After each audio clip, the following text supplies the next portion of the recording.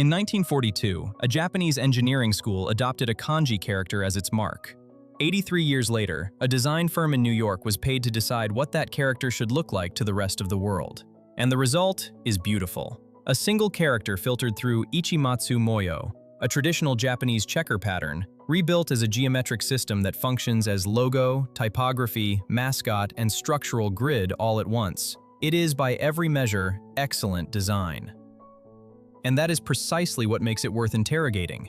Because the question was never whether Pentagram could make Chiba Institute of Technology look good. The question is why Japan's oldest private technology institute needed a firm from Manhattan to make it legible to people who were never its audience in the first place. Welcome to the Threads of Culture, a show that unpacks design, branding, and the cultural forces shaping the global stage. Today, this episode is about what happens when a country's institutions discover that survival depends not on what they are, but on what they look like to everyone else. Japan has rebranded itself before.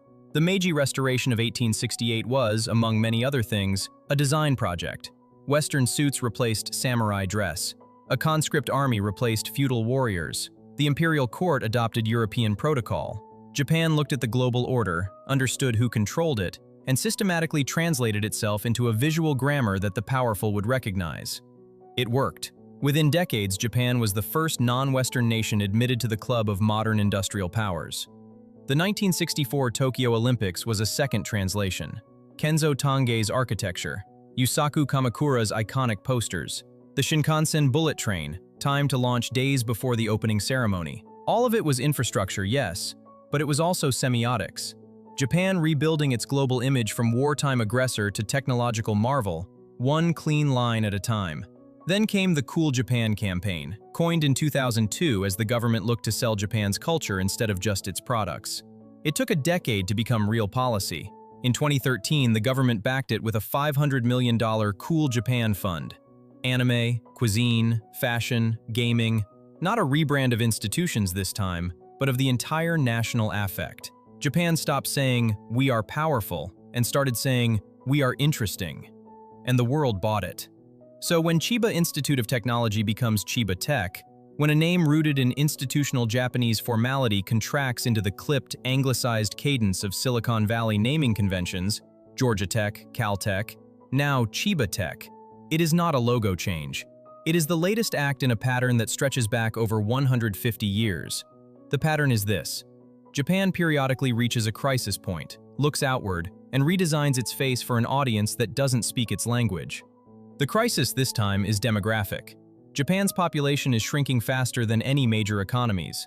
The Tokyo metropolitan region, which includes Chiba Prefecture, has been Japan's dominant population magnet for decades, pulling in tens of thousands of net new residents a year, while rural communities hollow out and the country's population grays. Universities are feeling it first. Empty seats, fewer applicants, and a technology sector that needs hundreds of thousands of professionals it simply cannot source domestically. Chiba Tech's rebrand is not vanity, it is recruitment infrastructure. The school launched an English-taught School of Design and Science, opened a campus inside Tokyo Skytree Town, and established something called the Center for Radical Transformation. Every move points outward, toward international students, global partnerships, foreign legibility. The brand is the welcome mat. And the welcome mat was designed in New York. This is where the hidden architecture of prestige becomes visible. Japan has one of the most sophisticated design cultures on Earth. Kenya Hara, Naoto Fukasawa, Muji's entire philosophy of emptiness as identity, Issey Miyake's pleats, Uniqlo's katakana wordmark, which is itself a masterclass in making Japanese script feel global without abandoning it. Japan does not lack designers. Japan does not lack design thinking. What Japan lacks, or what its institutions believe it lacks, is the specific credibility signal that a Western prestige firm sends to a Western audience. Consider this. When Pentagram rebrands Yale Engineering, and they did, same firm, same sector, same language of innovation and interdisciplinary collaboration, nobody asks what it says about America's relationship to its past. It is a design project. When Pentagram rebrands Chiba Tech, it is a cultural negotiation, whether the participants frame it that way or not. The asymmetry is structural. A Japanese firm rebranding an American university would be treated as a curiosity, a novelty, a headline.